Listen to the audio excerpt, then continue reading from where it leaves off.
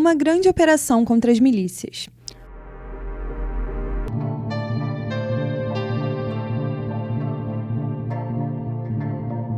A gente chora dia e noite, porque nossos filhos, nós temos consciência. Eu boto a minha cara, que meu filho não é bandido, e não é miliciano, e não é nada. Meu filho é um trabalhador. Outra para prender traficantes em Itaguaí e Queimados.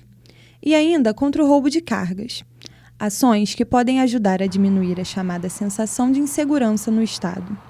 2 meses após a chegada dos militares ao Rio, o que mudou aos olhos da população? Não mudou nada. Eu moro na Rocinha, lá tá a mesma coisa, entendeu?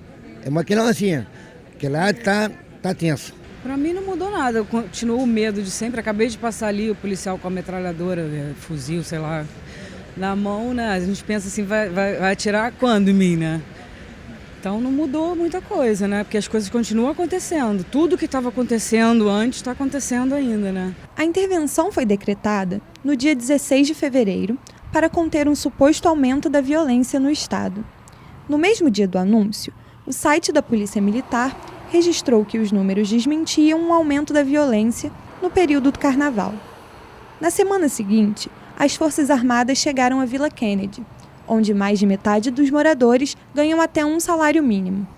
No início, ações como o fichamento de moradores geraram preocupação, inclusive em outras comunidades.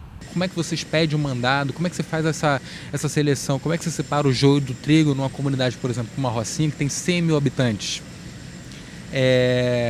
Nas últimas vezes onde se teve incursão, os moradores relataram muitas violações de direitos, muitos abusos. Então isso é um medo que se tem quase que automático. Edu é um dos autores do vídeo que viralizou na internet após o início da intervenção. O filme dá dicas de como lidar com uma abordagem indevida da polícia. Evite sair de casa em altas horas. Infelizmente, à noite, a partir do olhar do outro, você é não somente negro, mas bandido e apresenta perigo. Pouco mais de um mês depois de chegar, o Exército anunciou a retirada da Vila Kennedy. E a assessoria do Comando Militar do Leste afirmou que a saída seria imperceptível, pois os homens do Exército dariam lugar à polícia. No Rio de Janeiro, a violência está muito ligada ao tráfico de drogas e à atuação de milícias. Mas, sobretudo, a ausência e omissão do Estado em políticas de educação e saúde. Faltam verbas para a segurança. Em 2017, por exemplo, o Estado investiu menos de R$ 2.500 no setor de inteligência da polícia. E a política de confrontos tem gerado mais violência.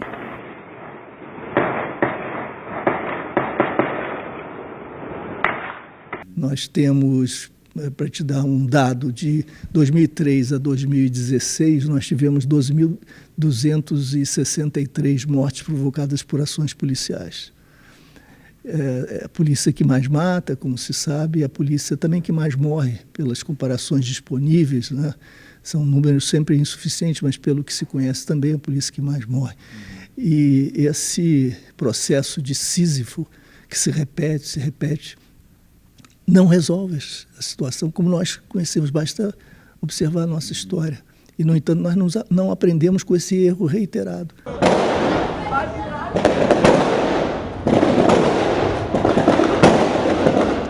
Sob tiroteio constante, as populações mais pobres sofrem ainda com a estigmatização.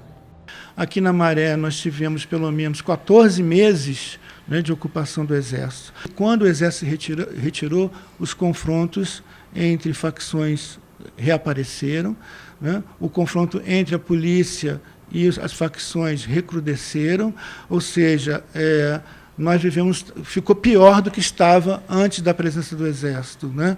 Crianças sem aula, sem poder ir à creche, postos de saúde paralisaram suas atuações, as pessoas ficaram sem o seu direito de ir e vir ao trabalho, estudar, né, praticar o lazer, a cultura, sem contar que a presença do Exército aqui também trouxe muitas tensões, muitos conflitos, na forma de abordagem com jovens, com crianças, com os moradores, alguns confrontos também com algumas facções aqui criminosas, ou seja, o Exército não nos deu nem segurança, nem tranquilidade. A violência no Rio é consequência de pelo menos quase 4 décadas de repetição dos mesmos erros do poder público.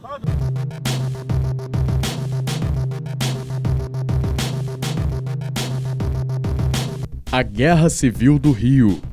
Um prédio inteiro assaltado em Ipanema. Comércio clandestino de armas bate recordes no Rio. Naquela época, a presidência da República era ocupada pelo general João Batista Figueiredo e a Secretaria de Segurança Pública do Rio pelo também general Valdir Alves Costa Muniz. Em nenhum lugar, esta escandalosa tragédia brasileira é mais evidente do que no Rio de Janeiro e em suas franjas suburbanas. Não há nada que realmente possa equivaler ao que acontece ali todos os dias. Edifícios inteiros são assaltados.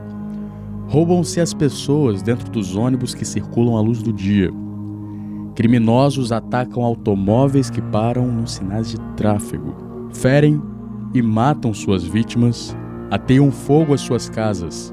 É raro na zona sul do Rio encontrar uma família ou roda de amigos que não tenha tido nenhum de seus membros assaltado. E pairando sobre tudo, a incomparável Baixada Fluminense, onde só em 1980 mais de 2.000 pessoas foram assassinadas, algo como uma a cada 4 horas.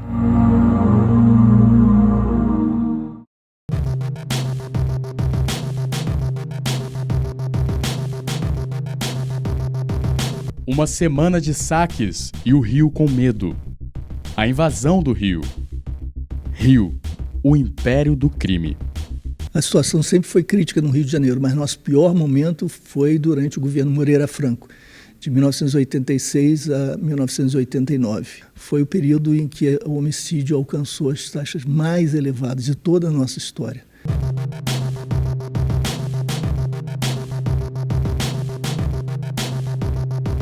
O pesadelo carioca. Sequestros crescem 200%. Economia estagnada. 1 milhão de pessoas vivem da prática do crime ou do combate à criminalidade. Em 94, um general do Exército liderou 2.000 homens no combate ao tráfico de drogas no Rio. Em editorial, o jornal Folha de São Paulo concluiu: poucos resultados efetivos e muito abuso de autoridade. É assim que se pode definir a primeira intervenção mais direta do Exército no combate à criminalidade no Rio. A ação dos militares não resultou em muito mais do que boas cenas para cinegrafistas e fotógrafos e transtorno para os moradores. Desde 2017, o Exército atuava no Complexo da Maré, dando suporte a operações pontuais de combate ao tráfico de drogas e roubos de carga. A intervenção não é o meio adequado para produzir os resultados desejados. Não é como a intervenção militar que se reduz a taxa de homicídio e a violência em geral. Os próprios comandantes militares o reconhecem. O próprio general Vilas Boas declarou ao Congresso, há coisa de um ano e meio, que a experiência que eles tiveram de GLO, de garantia de lei de ordem, da intervenção na Maré, foi desastrosa. Eles gastaram 600 milhões de reais, permaneceram lá por 14 meses, tiveram uma série de dificuldades e problemas ao longo desse período, e quando as tropas se retiraram, os problemas retornaram intensificados. Palavras do general.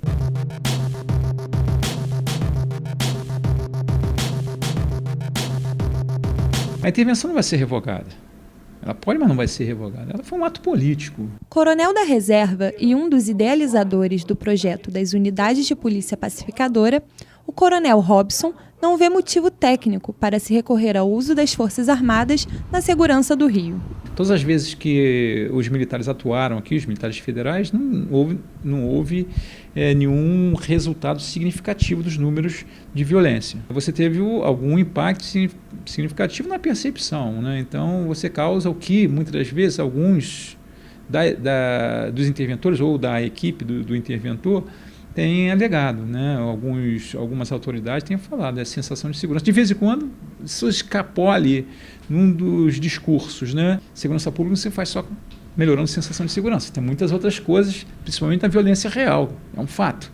Sob intervenção, a Secretaria de Segurança Pública do Rio está sendo chefiada pelo general de brigada do Exército, Richard Fernandes Nunes.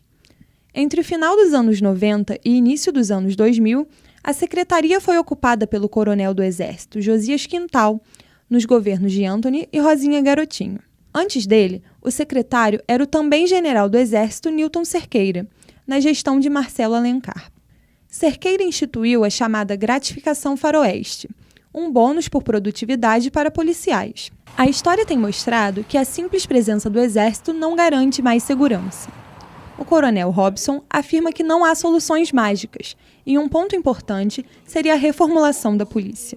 Então hoje nós temos problemas, por exemplo, dessa fatura aí, a ser paga, que você aumentou demasiadamente, esgotou uma instituição que precisava ser modernizada, e policiais com problemas de saúde mental, problemas físicos, vários problemas, e a gente não tem nem porque não se expandiu no mesmo passo os sistemas de apoio, como o sistema de saúde, o sistema de ensino. Isso precisava de uma reforma das polícias, sobretudo da Polícia Militar. E foi o que a gente pediu tanto, mas infelizmente nós não fomos atendidos. Um dos fundadores do Observatório de Favelas, este geógrafo também é crítico à atuação do Exército na segurança pública. As Forças Armadas, elas não têm um papel de segurança pública.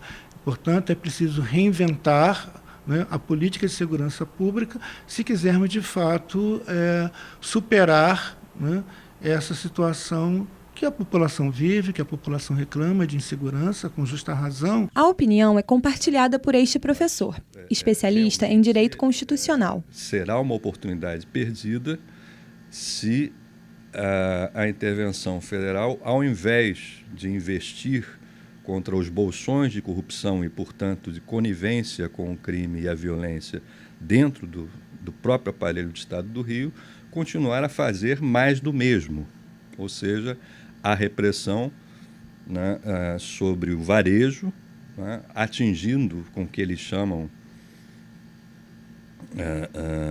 de maneira muito pouco apropriada, de efeitos ou danos colaterais, atingindo a população inocente, trabalhadora, crianças, mulheres, idosos, enfim, toda essa brutalidade que temos assistido ao longo dos anos contra civis, que são duplamente oprimidos.